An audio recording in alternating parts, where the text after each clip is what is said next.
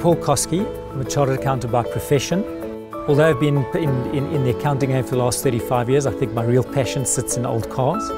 As a child, I always loved dinky cars, and I was always a little bit worried about how I was going to outgrow playing with these small dinky and matchbox cars.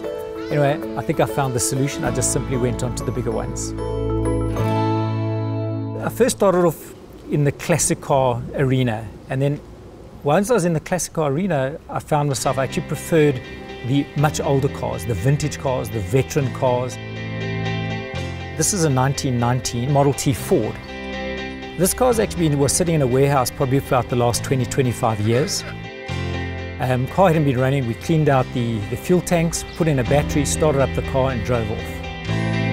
It's a fun vehicle to drive. It's a difficult vehicle to drive. If you started off in Model T driving, you're going to actually hate vintage car driving until you get used to it.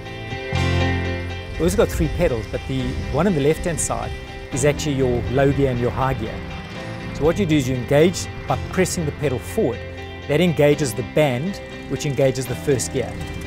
When that happened, as you're moving forward, your handbrake lever automatically falls forward, and as you release the gear, it goes into second gear.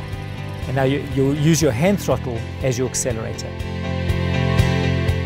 If you need to stop in an emergency, you put your feet on all 3 pedals at the same time. Model T Ford is such a simple car. All you got to worry about is your carburation.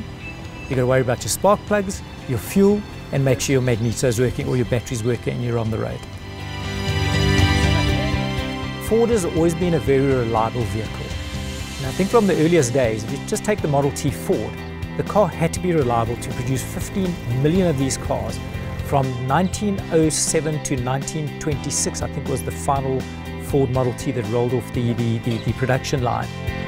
And a lot of those cars are still running today because it was such a popular vehicle in its time and made such an impact on the affordability and the mass production of vehicles. I think anybody who's got a passion for cars should actually drive a Model T Ford at some stage in their life.